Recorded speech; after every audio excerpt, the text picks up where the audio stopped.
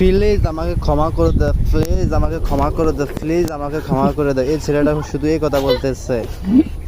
বানানবি আর দেখেন ছেলেটা sugary sugary. কিভাবে ভাবতেছে।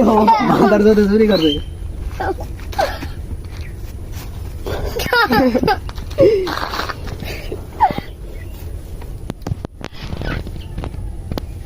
আরে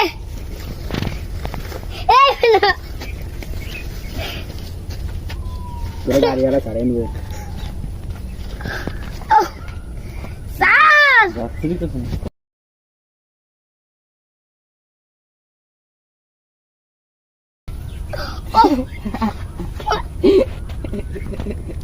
ফুটবল আনবি আর সালাম করে কি শুনি না।